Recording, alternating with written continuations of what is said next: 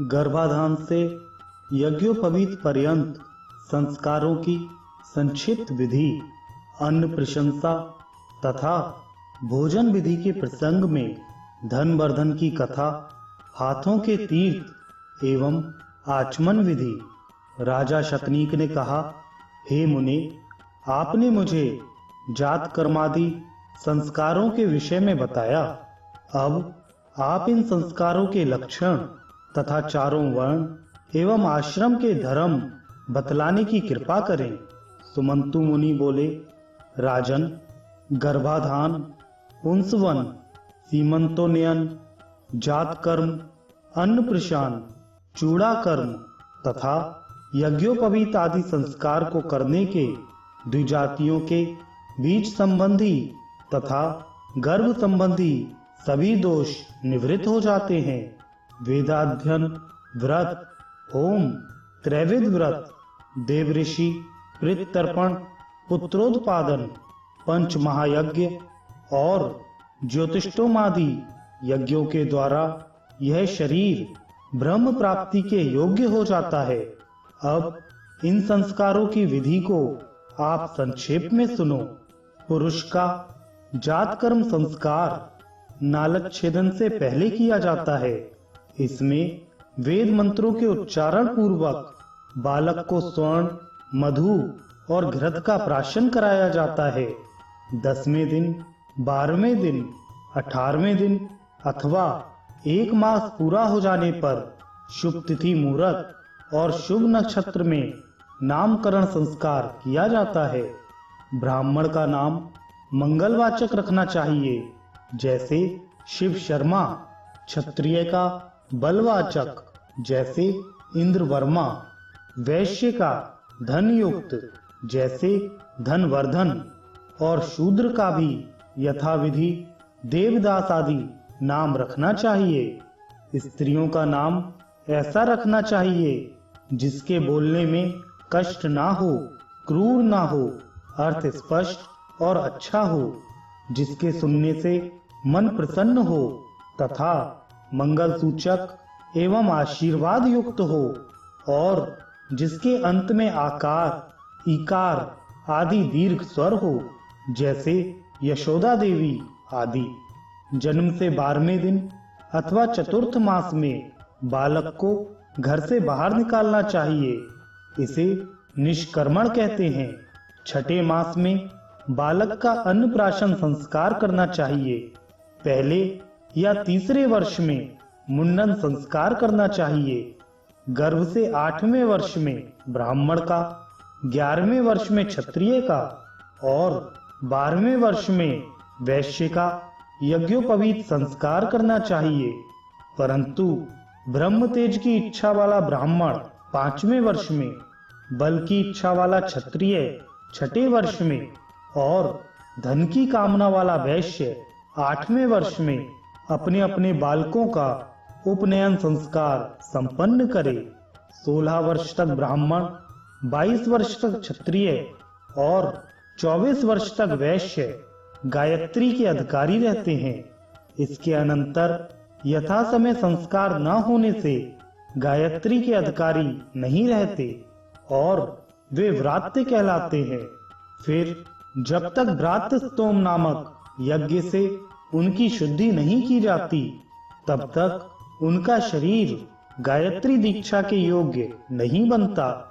इन भ्रात्यों के साथ आपत्ति में भी वेदादि शास्त्रों का पठन पाठन अथवा विवाह आदि का संबंध नहीं रखना चाहिए।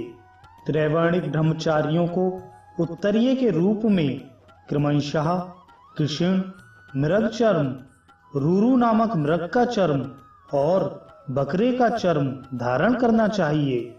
इसी प्रकार क्रमशः टाट, अलसी और भेड़ के ऊन का वस्त्र धारण करना चाहिए। ब्राह्मण ब्रह्मचारी के लिए 3 लड़ी वाली सुंदर चिकनी मूंज की, क्षत्रिय के लिए मूरा की और वैश्य के लिए सन की मेखला कही गई है। मूंज आदि के ना प्राप्त होने पर क्रमशः कुशा, अश्मंतक और बलवज नामक तृण की मेखला को 3 लड़ी वाली करके 1 3 अथवा 5 ग्रंथियां उसमें लगानी चाहिए। ब्राह्मण कपास के सूत का, क्षत्रिय सन के सूत का और वैश्य भेड़ के ऊन का यज्ञोपवीत धारण करे। ब्राह्मण बिल्व, पलाश या वृक्ष का दंड जो सिर पर्यंत हो उसे धारण करे। क्षत्रिय बड़, खादिर या बैत के काष्ठ का मस्तक पर्यंत ऊंचा और वैश्य पैलव, पीलू वृक्ष की लकड़ी, मूलर अथवा पीपल के काष्ठ का दंड नासिका पर्यंत ऊंचा धारण करे। ये दंड सीधे, छिद्र रहित और सुंदर होने चाहिए। यज्ञोपवीत संस्कार में अपना अपना दंड धारण कर भगवान सूर्य नारायण का उपस्थान करें और गुरु की पूजा करें तथा नियम के अनुसार सर्वप्रथम माता, बहन या मौसी से भिक्षा मांगे। भिक्षा मांगते समय उपनीत ब्राह्मण वटु भिक्षा देने वाली से भवती भिक्षाम देहि, क्षत्रिय भिक्षाम भवती में देहि तथा वैश्य भिक्षाम देहि में भवती, इस प्रकार से भवती शब्द का प्रयोग करें। भिक्षा में वे स्वर्ण, चांदी अथवा अन्न ब्रह्मचारी को दें। इस प्रकार भिक्षा ग्रहण कर ब्रह्मचारी उसे गुरु को निवेदित कर दें और गुरु की आज्ञा पाकर पूर्वाभिमुख हो आचमन कर भोजन करें। पूर्व की ओर मुख करके भोजन करने से आयु, दक्षिण मुख करने से यश, पश्चिम मुख करने से लक्ष्मी और उत्तर मुख करके भोजन करने से सत्य की अभिवृद्धि होती है। एकाग्रचित्त हो उत्तम अन्न का भोजन करके अनंतर आचमन कर अंगों का जल से स्पर्श करें। अन्न की नित्य स्तुति करनी चाहिए और अन्न की निंदा किए बिना भोजन करना चाहिए। उसका दर्शन कर संतुष्ट एवं प्रसन्न होना चाहिए। हर्ष से भोजन करना चाहिए। पूजित अन्न के भोजन से बल और तेज की वृद्धि होती है और निंदित अन्न के भोजन से बल और तेज दोनों की हानि होती है। इसलिए सर्वदा उत्तम अन्न का भोजन करना चाहिए। झूठा किसी को नहीं देना चाहिए तथा स्वयं भी किसी का झूठा नहीं खाना चाहिए। भोजन करके जिस अन्न को छोड़ दें उसे फिर ग्रहण ना करें, अर्थात बार बार छोड़ छोड़कर भोजन ना करें। एक बार बैठकर तृप्ति पूर्वक भोजन कर लेना चाहिए। जो पुरुष बीच बीच में विच्छेद करके लोभवश भोजन करता है उसके दोनों लोक नष्ट हो जाते हैं, जैसे धनवर्धन वैश्य के हुए थे। राजा शतनीक ने पूछा, महाराज आप धनवर्धन वैश्य की कथा सुनाइए। उसने कैसा भोजन किया और उसका क्या परिणाम हुआ? सुमंतु मुनि ने कहा, राजन सतयुग की बात है। पुष्कर क्षेत्र में धन धान्य से संपन्न धनवर्धन नामक एक वैश्य रहता था। एक दिन वह ग्रीष्म ऋतु में मध्याह्न के समय वैश्यदेव कर्म संपन्न कर अपने पुत्र, मित्र तथा बंधु बांधवों के साथ भोजन कर रहा था। इतने में ही अकस्मात उसे बाहर से एक करुण शब्द सुनाई पड़ा। उस शब्द को सुनते ही वह दयावश भोजन को छोड़कर बाहर की ओर दौड़ा, किंतु जब तक वह बाहर पहुंचा वह आवाज बंद हो गई। फिर लौटकर उस वैश्य ने पात्र में जो छोड़ा हुआ भोजन था उसे खा लिया। भोजन करते ही उस वैश्य की मृत्यु हो गई और इसी अपराधवश परलोक में भी उसकी दुर्गति हुई। इसलिए छोड़े हुए भोजन को फिर कभी नहीं खाना चाहिए। अधिक भोजन भी नहीं करना चाहिए।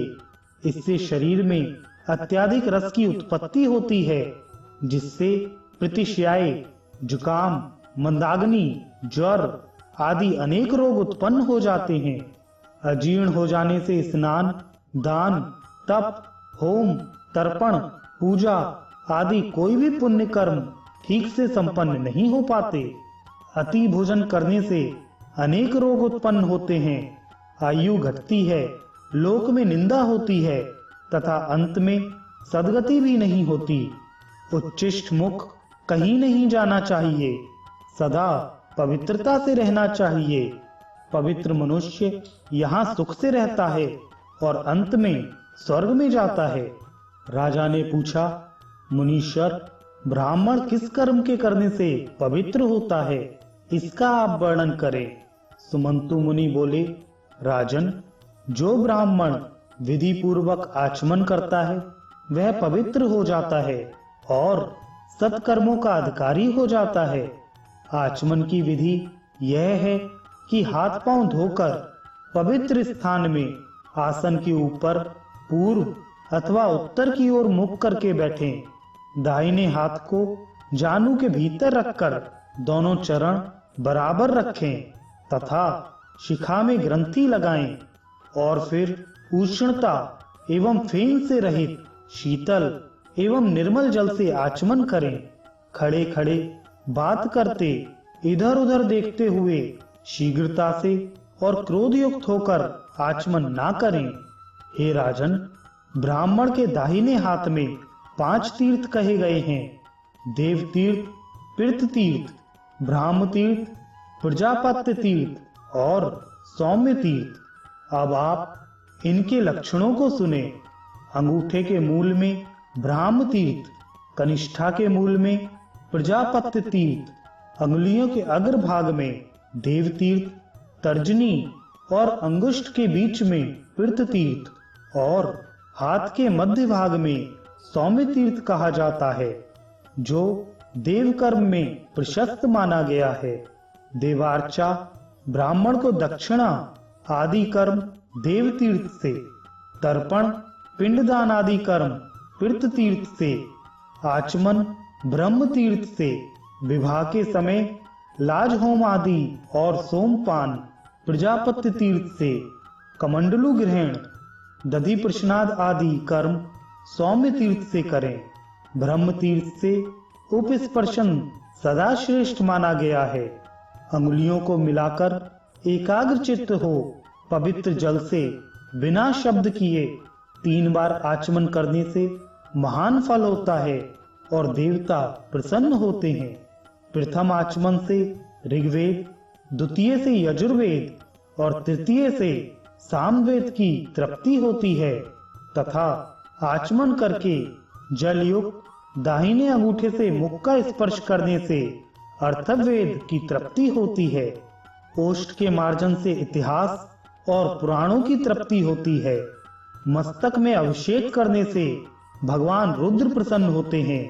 शिखा के स्पर्श से ऋषिगण, दोनों आंखों के स्पर्श से सूर्य, नासिका के स्पर्श से वायु, कानों के स्पर्श से दिशाएं, भुजा के स्पर्श से यम, कुबेर, वरुण, इंद्र तथा अग्निदेव तृप्त होते हैं। नाभि और प्राणों की ग्रंथियों के स्पर्श करने से सभी तृप्त हो जाते हैं। पैर धोने से विष्णु भगवान, भूमि में जल छोड़ने से बासुकी आदि नाग तथा बीच में जो जल बिंदु गिरते हैं उनसे 4 प्रकार के भूतप्राम की तृप्ति होती है। अंगुष्ठ और तर्जनी से नेत्र, अंगुष्ठ तथा अनामिका से नासिका, अंगुष्ठ एवं मध्यमा से मुख, अंगुष्ठ और कनिष्ठा से कान, सब अंगुलियों से भुजाओं का, अंगुष्ठ से नाभि मंडल तथा सभी अंगुलियों से सिर का स्पर्श करना चाहिए। अंगुष्ठ अग्नि रूप है, तर्जनी वायु रूप, मध्यमा प्रजापति रूप, अनामिका सूर्य रूप और कनिष्ठिका इंद्र रूप है। इस विधि से ब्राह्मण के आचमन करने पर संपूर्ण जगत, देवता और लोक तृप्त हो जाते हैं। ब्राह्मण सदा पूजनीय है क्योंकि वह सर्वदेवमय है। ब्रह्म तीर्थ, प्रजापत्य तीर्थ अथवा देव तीर्थ से आचमन करें, परंतु पितृ तीर्थ से कभी भी आचमन नहीं करना चाहिए। आचमन का जल हृदय तक जाने से ब्राह्मण की, कंठ तक जाने से क्षत्रिय की और वैश्य की जल के प्राशन से तथा शूद्र की जल के स्पर्श मात्र से शुद्धि हो जाती है। दाहिने हाथ के नीचे और बाएं कंधे पर यज्ञोपवीत रहने से द्विज उपवीति कहलाता है। इसके विलोम रहने से अर्थात यज्ञोपवीत के दाहिने कंधे से बाईं ओर रहने से प्राचीनावीति तथा गले में माला की तरह यज्ञोपवीत रहने से निवीति कहा जाता है। मेखला, मृगछाला, दंड, यज्ञोपवीत और कमंडलू इनमें कोई भी चीज भग्न हो जाए तो उसे जल में विसर्जित कर मंत्रोच्चारण पूर्वक दूसरा धारण करना चाहिए। उपवीति होकर और दाहिने हाथ को जानु अर्थात घुटने के भीतर रखकर जो ब्राह्मण आचमन करता है वह पवित्र हो जाता है। ब्राह्मण के हाथ की रेखाओं को गंगा आदि नदियों के समान पवित्र समझना चाहिए और अंगुलियों के जो पर्व हैं वे हिमालय आदि देव पर्वत माने जाते हैं। इसलिए ब्राह्मण का दाहिना हाथ सर्वदेवमय है और इसी विधि से आचमन करने वाला अंत में स्वर्गलोक को प्राप्त करता है।